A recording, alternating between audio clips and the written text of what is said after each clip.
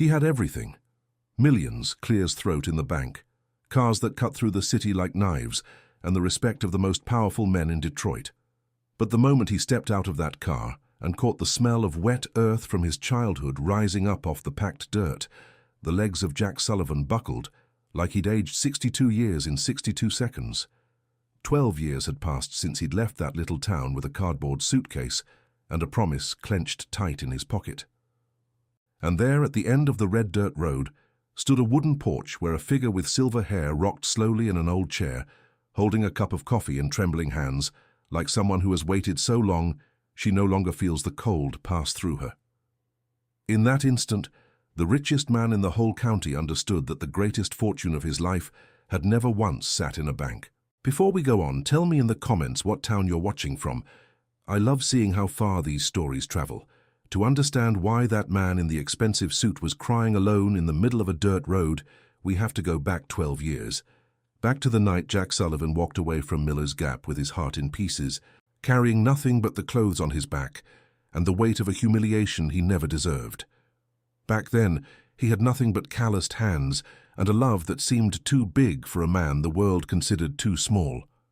He worked other men's land, picked tobacco and corn that belonged to someone else, slept on a dirt floor in the back room of his uncle's place outside town. He was up before the rooster, laced his patched boots and climbed the ridge in the fog to work the fields, while the dew still numbed his fingers. At night, worn out, he ate beans and cornbread alone by lamplight and still fell asleep smiling because he had Eleanor. And when a man has an Eleanor, everything else is just details. She was the daughter of old Samuel Hayes, the man who owned the best farmland on the ridge, 22 years old, hair dark as a moonless night, and a laugh that made the afternoon sun look pale by comparison. The two of them loved each other in secret, down by the creek where the water ran cold over the stones, behind the barn that smelled of dry hay, in the back pews at Sunday service where they traded looks that said everything their mouths weren't allowed to. Jack saved her wildflowers he picked on the walk home from the fields. Eleanor saved him a slice of cornbread wrapped in cloth, slipped to him quietly after church let out. It was a love built from small things, the kind that cost nothing and were worth the whole world. But a poor man's love for a rich man's daughter, in that place and that time, was serious business, almost a crime. The night Jack worked up the nerve to climb up to the Hayes place and ask for Eleanor's hand, old Samuel received him on the porch with the contempt of a man shooing a stray dog off his land. He didn't even bother standing up from his rocking chair, just kept smoking his hand-rolled cigarette. "You really think I'm handing my daughter over to a man who doesn't have a pot to his name?" he said, blowing smoke out slow, a sneer curling his mouth. "Look at your hands, boy. Look at those boots. You've got no name, no land, no nothing. Go back to your hoe and forget my daughter. There's no place for you here." The words landed on Jack like stones dropped from a height. But the worst part wasn't being treated like an animal. The worst part was seeing Eleanor standing frozen in the doorway, hand over her mouth, eyes overflowing, unable to take a single step, unable to say a single word, because in that house her father's will was law, and disobeying it was unthinkable. Jack found her eyes one last time, and what he saw there wasn't rejection, it was pain, the same pain tearing through his own chest. And that exchange, in the middle of that humiliation, sealed everything that would happen over the next 12 years.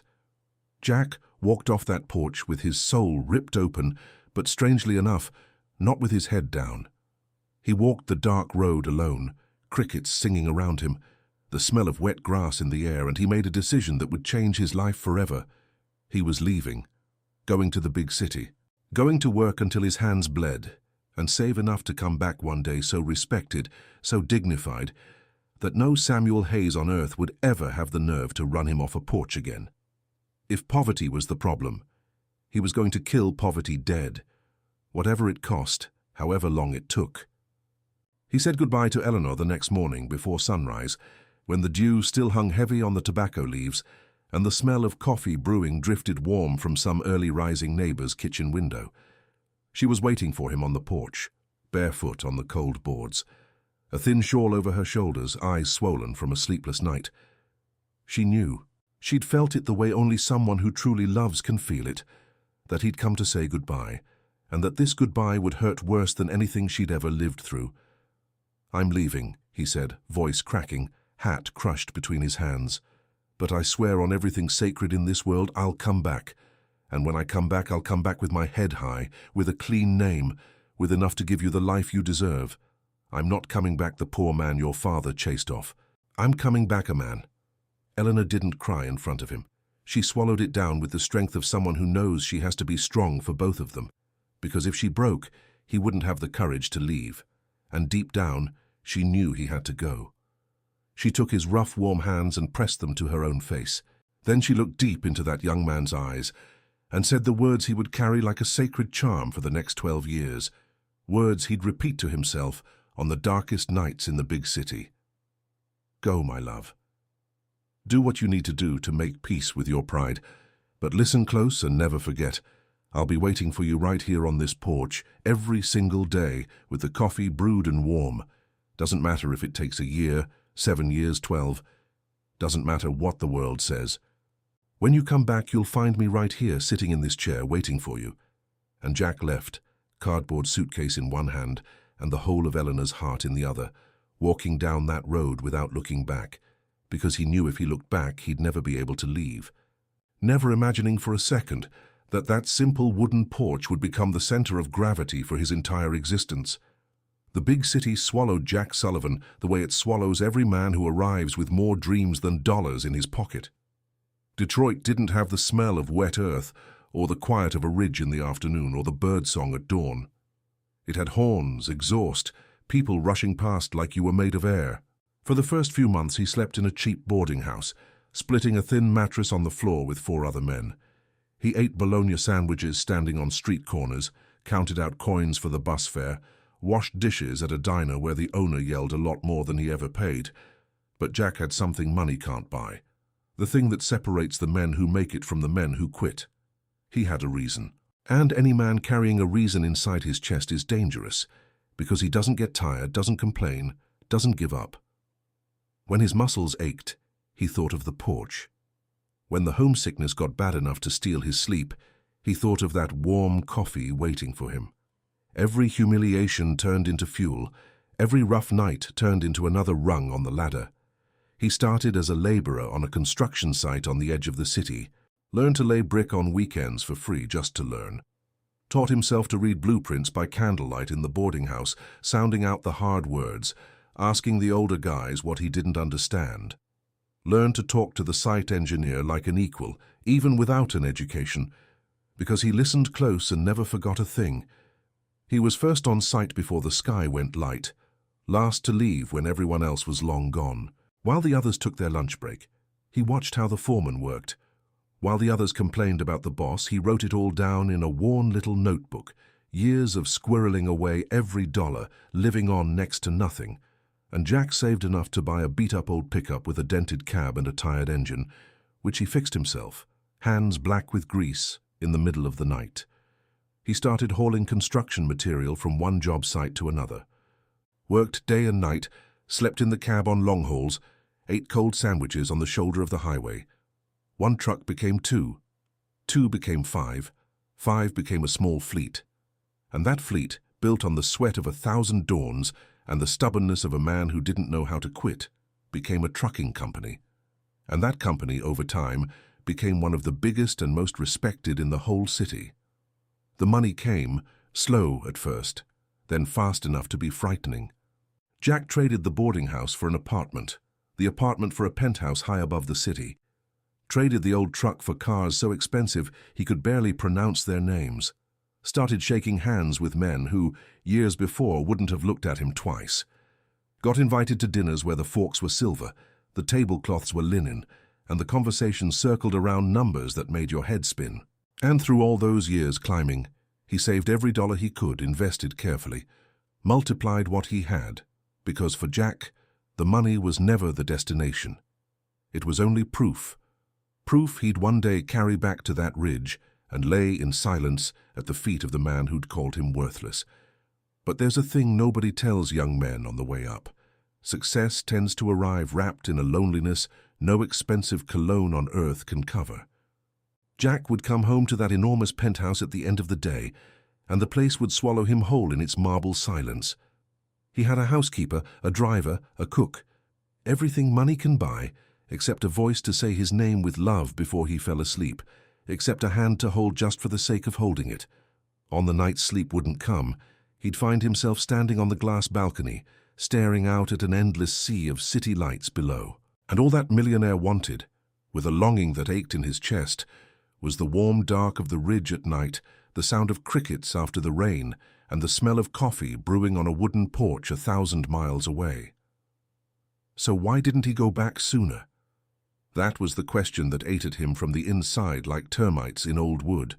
And the truth he was ashamed to admit even to himself, was simple. Fear. Fear of arriving and finding out she'd married. Fear of arriving and having her not recognize the boy who left. Fear most of all of arriving before his time, before he was rich enough, and having to hear in some form or another that he still wasn't enough. So he kept pushing the return back, month after month, year after year. Always one more big contract to close, always a little more fortune to stack up, always one more piece of proof to gather. Until the night, alone in that $1 million penthouse, staring at his own reflection in the dark glass of the window, he finally saw the sheer stupidity of what he'd done. He'd spent 12 years of his life gathering gold to buy back time that no amount of gold on earth could ever return. That same night, without waiting for the sun to rise, he had the car brought around. It was time, finally, to go home. The drive out felt far longer than he remembered. Maybe because this time he drove with his heart lodged in his throat and his hands sweating on the leather wheel. He left Detroit before dawn, the sky still the color of lead, and watched the world change through the windshield. The concrete gave way to the first fields, the billboards gave way to trees, the heavy city air fell behind, and when the sun finally broke over the blue silhouette of the ridge, painting the whole sky gold and pink, Jack had to pull onto the shoulder because his eyes blurred over all at once and he couldn't see the road anymore. That was it, exactly what he'd kept locked away in his chest for 12 long years. The ridge was still there, same as always, vast and patient, waiting for him like a mother who never gives up on a child who left. Jack stepped out of the car, felt the dew-wet grass under his shoes, filled his lungs with that clean, sharp morning air, and cried a quiet cry, relief and fear tangled together. Then he wiped his face with the back of his hand, took a breath, and drove on, slower now, savoring every mile. The closer he got, the more the old places rose up from memory, alive, untouched. The wooden footbridge over the creek, where he and Eleanor used to meet in secret, older now. A few boards patched but still standing, still keeping their secrets. The little roadside chapel where travelers used to stop and light candles.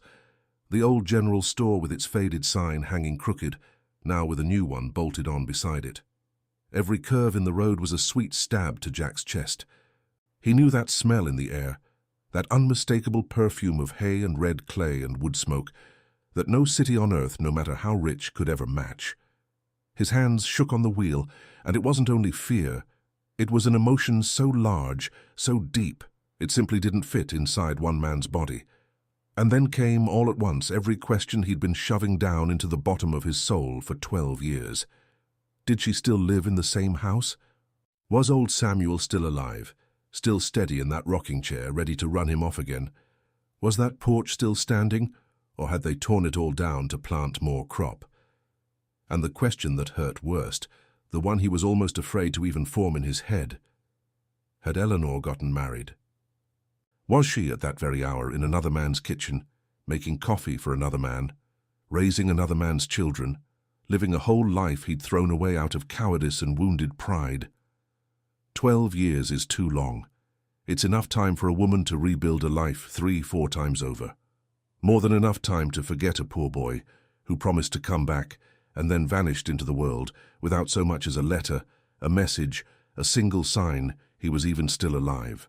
Jack stopped at a little gas station on the edge of the highway, the kind with a Formica counter that served coffee, and ordered a cup just to steady his nerves before the last stretch.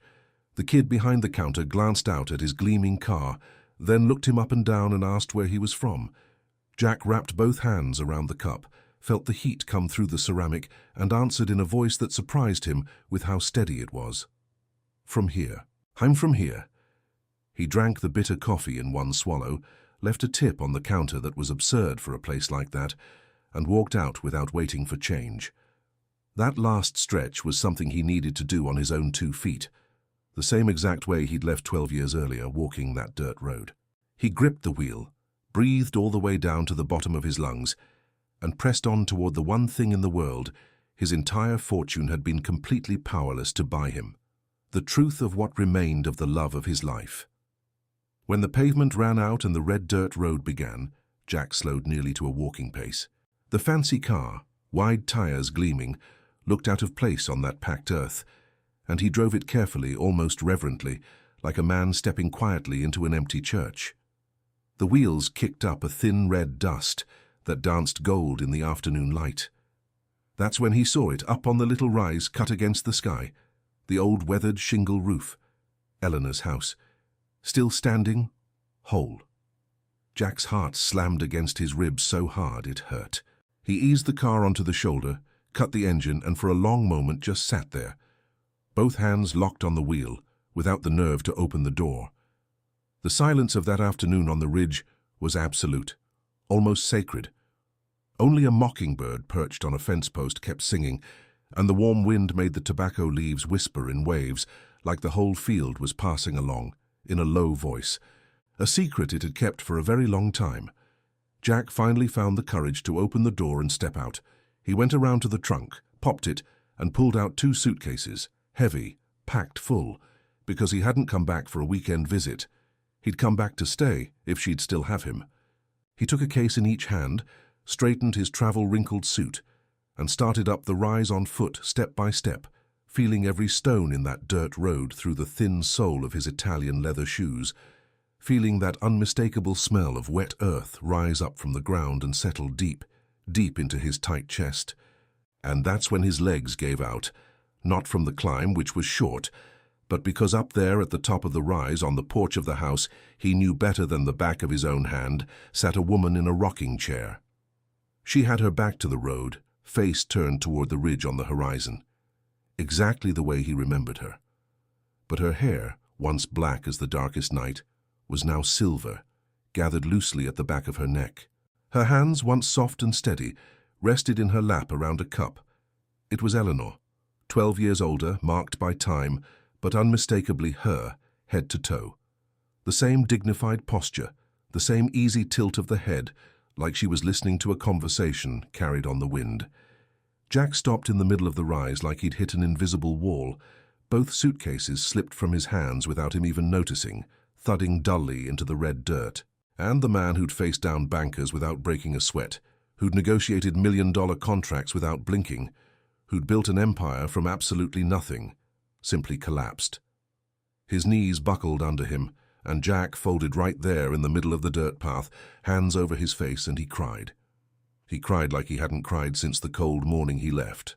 He cried out all at once, 12 whole years of dammed-up longing, his broad shoulders shaking, his breath catching and cutting, tears running through his fingers and dropping into the earth of his childhood.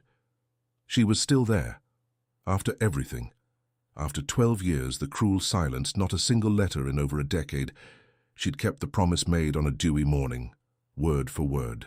She was there on the porch, waiting in the rocking chair with a cup of coffee in her hand, exactly as she'd sworn.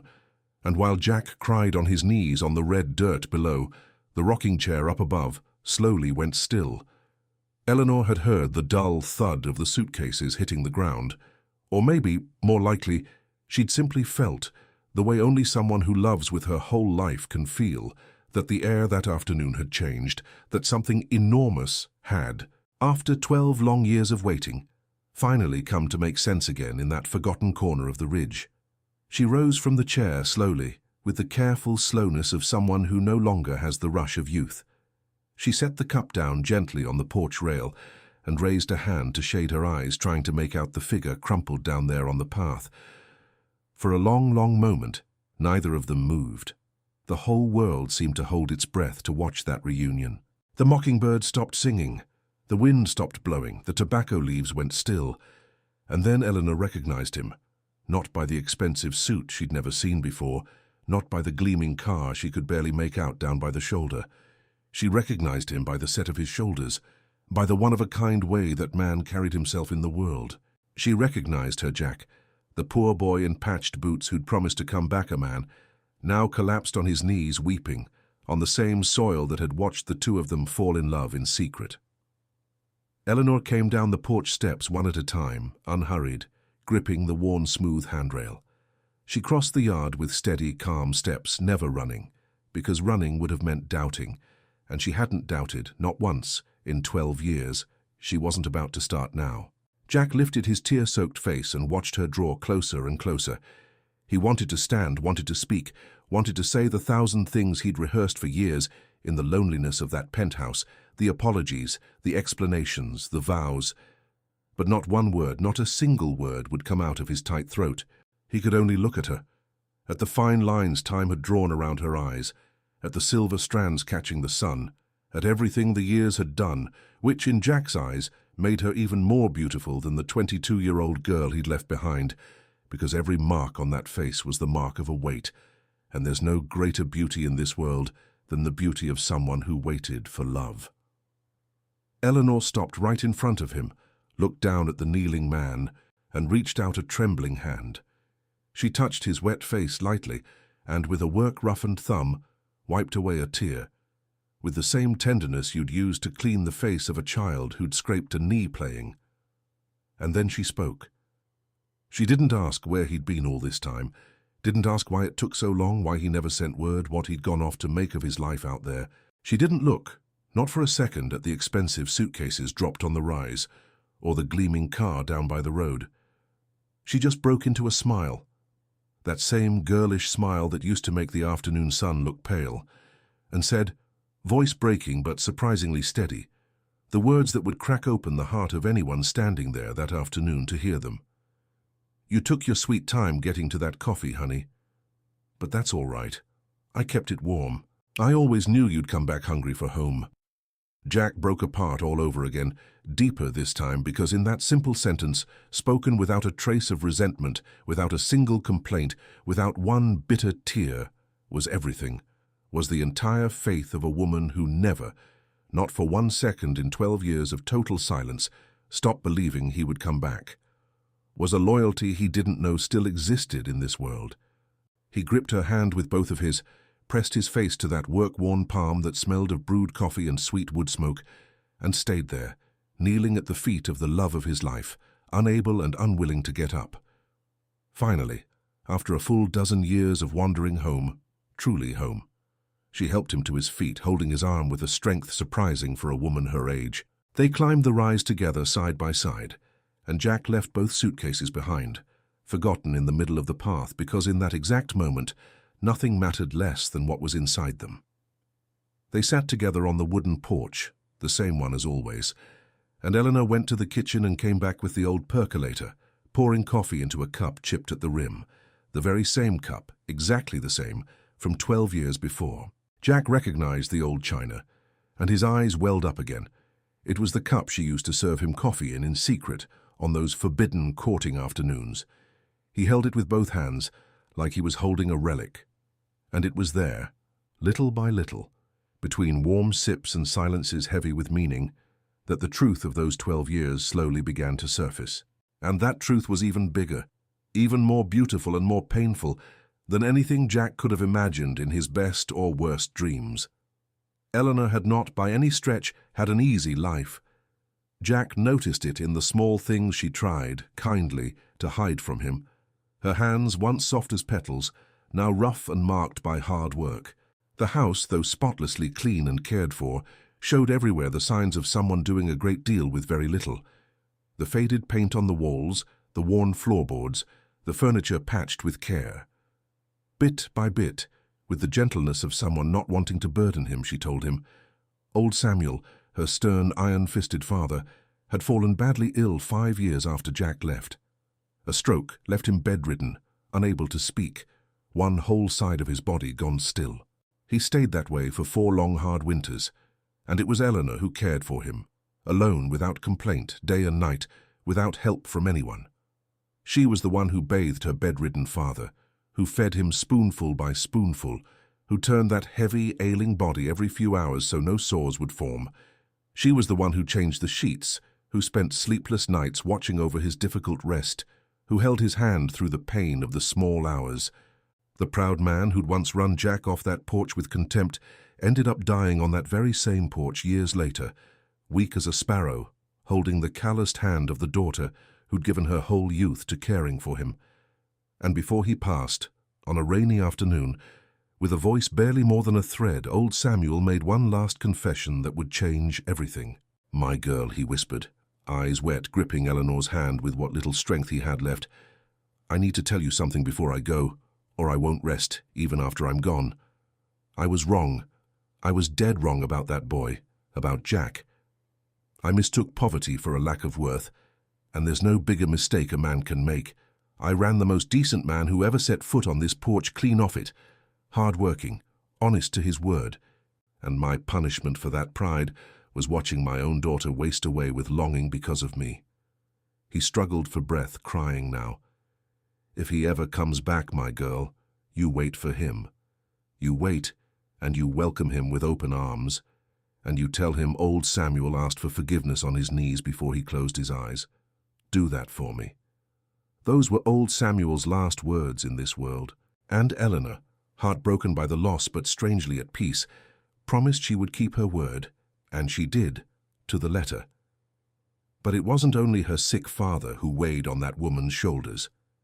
Jack learned, that afternoon of revelations, that over those 12 years Eleanor had turned down the kind of life almost any other woman would have taken without a second thought.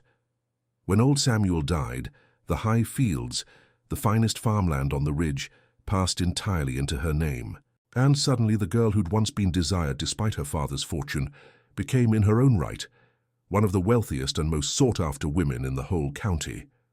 Suitors showed up from all over, circling like vultures at a feast.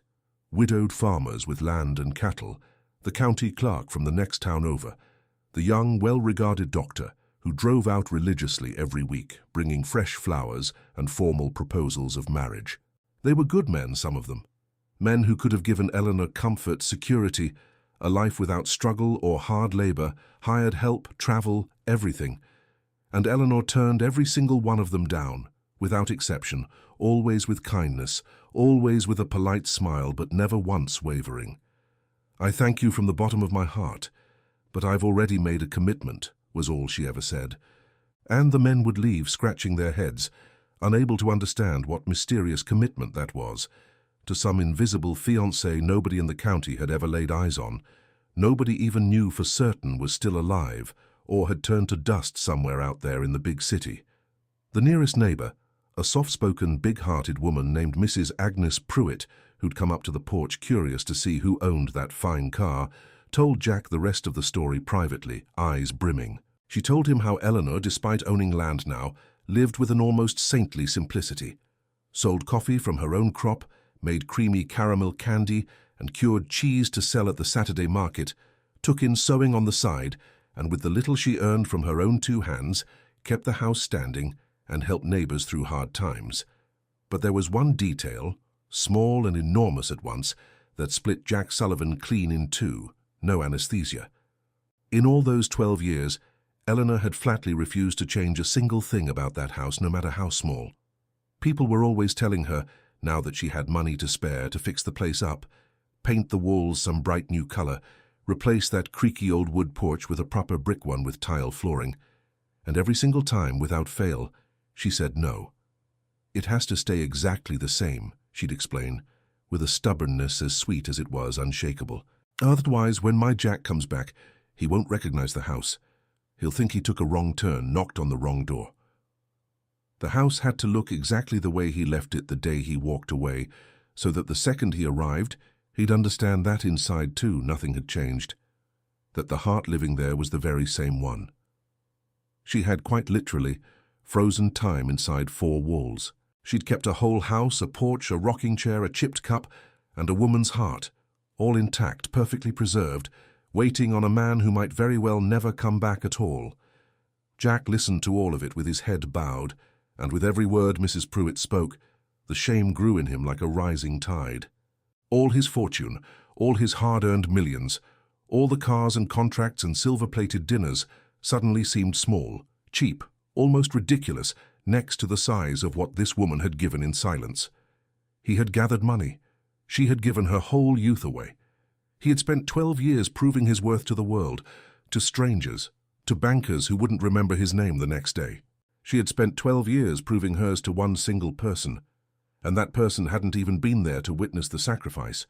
It was a love with no audience, the rarest, purest kind there is.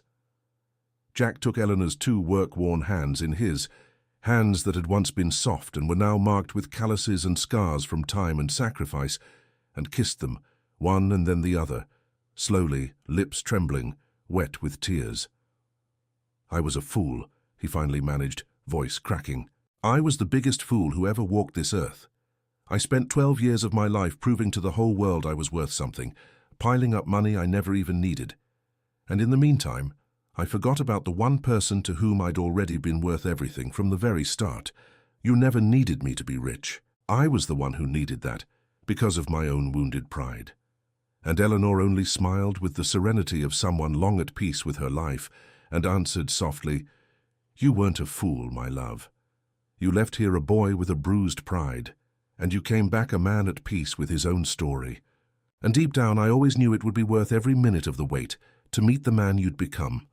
It was in that exact instant, holding her hands on the porch at sunset, that Jack Sullivan finally understood what all that fortune he'd worked so hard to build had really been for. It hadn't been to impress old Samuel, who was already gone from this world, begging forgiveness on his knees. It hadn't been to buy some bright new life, far away from here. All that fortune had one true purpose, and it was only now becoming clear: to honor for the rest of his days on earth that woman's weight, to lift off her frail shoulders the weight she'd carried alone for 12 years. Jack looked around at the simple little house, at the fields she worked alone from sunup to sundown, at her marked hands, and swore to himself right there that from that day forward the sacrifice would all be his, that she would never sew for hire again, never haul a sack of coffee beans on her back again, never spend another single night awake worrying about tomorrow.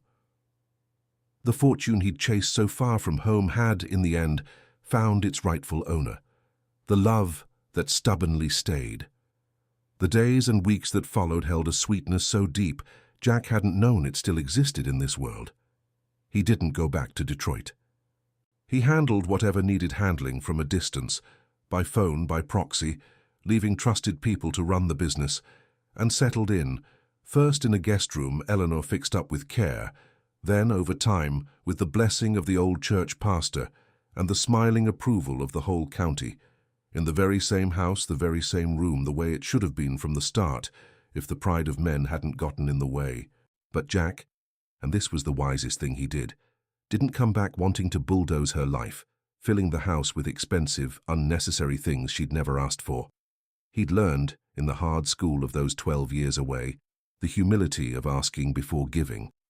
And the first thing Eleanor asked for when he asked her what she wanted most, now that they could afford anything, had absolutely nothing to do with money, luxury, or comfort. She thought a while, looking out at the ridge from the porch, and said, "I want this land to raise happy people again, honey. It's been so long since this ridge has seen anything but young folks leaving, same as you did, chasing a better life somewhere far off. So long since the kids around here think the only way to be worth something is to disappear into the world and never come back. I'd like to see that change before I die." Jack heard that and felt his chest tighten, because it was exactly his own story, the story of a whole generation poverty had scattered to the four corners of the country. And it was there, in that simple, generous request of Eleanor's, that Jack's transformation began spreading far beyond that wooden porch. With the fortune he'd built, he went one by one to the neighbors who over the years had been forced to sell off their small farms to debt, squeezed dry by middlemen and drought. He bought each piece of land back, paying fair value, and simply handed the deed back to the families free of charge, asking only one thing in return: that they keep farming, that they stay on the land, that they not leave. With the help of an agricultural expert he hired from the city, he set up a farmers' cooperative for the whole region, so the small growers would never again have to sell the sweat of their harvest for pennies. Now they sold together, in volume, straight to the big buyers, and the money made its way back into the humble houses on the ridge. He rebuilt the little county schoolhouse from the roof down. It had been falling apart, leaking, windows broken, and hired real teachers, paid a decent wage straight out of his own pocket. Miller's Gap, that little town which for over a decade had only ever watched people leave, suitcase in hand and tears in their eyes, slowly began to see people come back. Kids who'd gone off to try their luck in the big city and found nothing there but loneliness and sky-high rent, discovered they could, in fact, live with dignity, even abundance, on the land of their parents and grandparents. The good smell of roasted coffee started rising from every chimney again come evening. The sound of kids running and shouting filled the little town square again. Life came back. And Eleanor, the woman who'd spent her whole life waiting in a rocking chair, finally rose to truly live. She and Jack started going together to the Saturday market, not for her to sell out of Hardship anymore, but to help the other women of the county sell theirs and get a fair price. Eleanor taught the younger girls how to make the cured cheese just the way her grandmother had taught her, and the caramel candy cooked to the perfect point. On Sundays after church, the porch of their house, that same porch, became the gathering place for the whole community. People came from every corner of the ridge for coffee, to talk, to laugh, to court each other quietly in the corners, the way Jack and Eleanor once had. That same porch where old Samuel had once run a poor young man off like a stray dog now stayed full, overflowing with people, laughter, conversation, life pulsing through it. Mrs. Pruitt used to say, dabbing her eyes with the corner of her apron, that it could only be a kind of miracle, that the stubborn patience of one woman waiting for love in a rocking chair had somehow managed to transform not just one man's life, but the fate of an entire town. And maybe it really was a miracle, the quiet, everyday miracle that true loyalty is capable of working in this world when we least expect it. One of those full Sunday afternoons, a young man, maybe 24 or so, hopelessly in love with a girl from a wealthier family in the county, came up to Jack in a quiet corner, head down, hat in his hands, wanting some advice from an older man.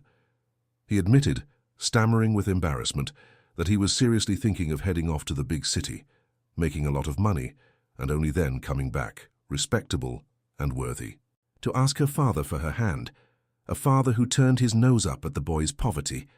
Jack listened to all of it in silence, start to finish, without interrupting, and when the young man finished talking and stood there waiting for his blessing, Jack pointed slowly across the porch, to where Eleanor sat laughing at something, pouring coffee for the kids running around. "Look at her, son," Jack said, voice heavy with a lesson learned the hard way. "See that grey-haired woman laughing over there? I did exactly what you're thinking about doing right now. I left here to prove I was worthy. I made more money than I could spend in 3 lifetimes, and I nearly threw away the most worthy, most valuable thing that ever happened to me in this world, which was right here waiting the whole time. Listen to what an old fool is telling you. Worth isn't in the size of your bank account, son. Worth is in the size of the word you give and keep. If you truly love that girl, stay. Build something here right by her side, even if it starts small. Work, plant, earn it honestly. Because time, son, listen close, time is the one thing in this whole world that not even the richest man alive can ever buy back once it's gone." The young man stood there thinking, eyes wet, and stayed. He didn't leave.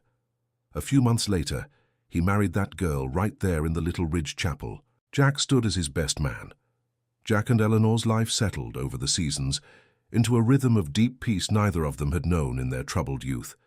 It wasn't, and this might surprise you, a life of luxury and show that all that fortune would have easily allowed. They kept living in that same simple house, with that same wooden porch Eleanor had refused for 12 years to tear down. Because now more than ever that porch was a sacred monument, living proof that real love is stronger and more patient than time itself. Jack made exactly 1 renovation to the house, and he made it with tears in his eyes. He had every worn board, every loose bolt, every cracked shingle carefully repaired, so that porch would stand firm for another 100 years. But he kept everything exactly the same weathered color, the same shape, the same rocking chair where Eleanor had spent 12,000 afternoons of her life waiting for him. One Sunday morning, sky washed clean and blue, the kind of morning where the ridge air smells of dew and coffee blossom, the two of them sat together on the porch side by side in comfortable silence, drinking coffee from that old chipped cup. Jack suddenly stood, went inside and came back carrying one of the two suitcases he'd dropped on the rise the day he arrived. The case he had never, in all those months, opened in front of her. Eleanor watched with calm curiosity, maybe imagining he was finally about to show her jewelry. Cash some extravagance kept from the big city. Jack knelt on the porch floor in front of her and opened the case slowly, reverently, and inside there was no gold, no silver, no precious stone at all, just bundle after bundle of envelopes yellowed with age, carefully tied with twine into small packets, hundreds and hundreds of them, arranged in perfect order by date. Letters. 12 full years of letters, one for every month he'd spent away, all addressed to Eleanor, all sealed shut. Not one of them ever sent. "I wrote to you every month," Jack said, voice breaking, holding that paper treasure with the same reverence you'd hold something sacred on an altar. "Every single month without missing one, for 12 years. Every time the homesickness got so bad I couldn't stand it. And that was almost every night. I'd sit on the edge of the bed and write you a letter. I told you about my day, my wins, my losses, how much I missed you. But I never, not once, sent them. You know why? Shame, stupid shame, at not having made it yet, at not having enough, at showing up on paper to you as the same poor man who left.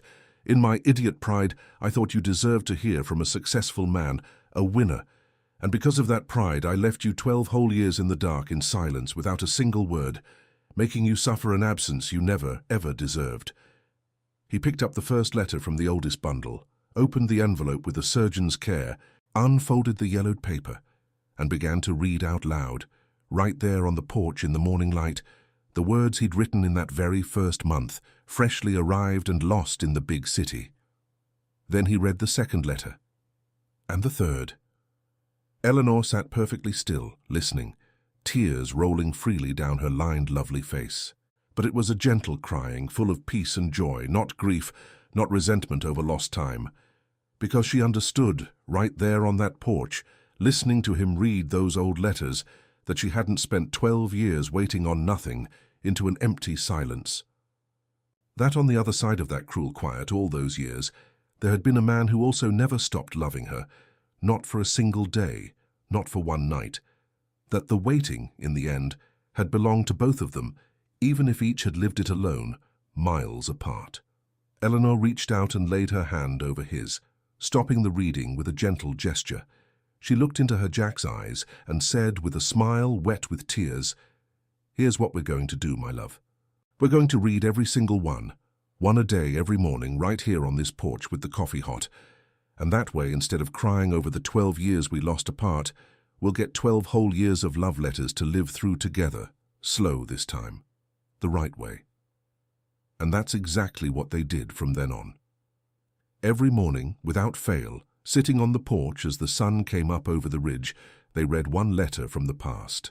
And every old word written in the loneliness of a distant penthouse was like an old wound finally, together, closing for good.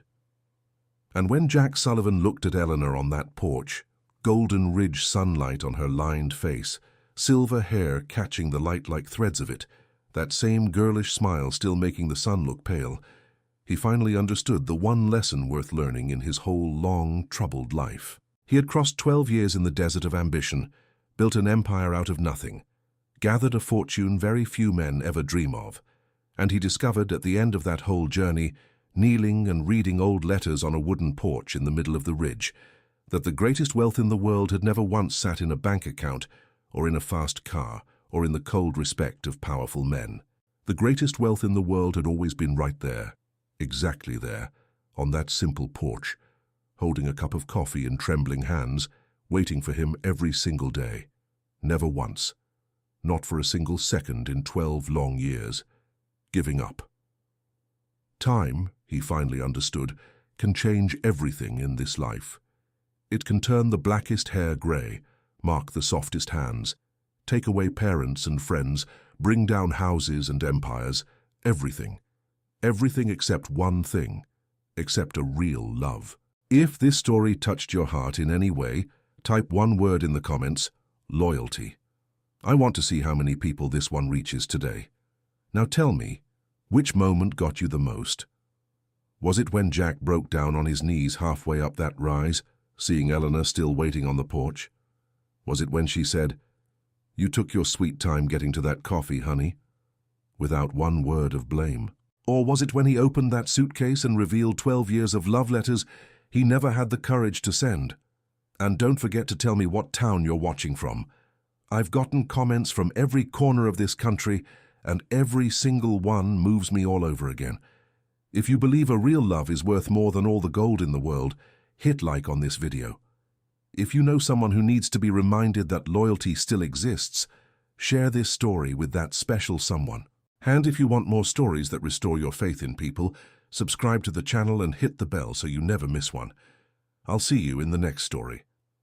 Until then, take care of your heart and of whoever's waiting for it.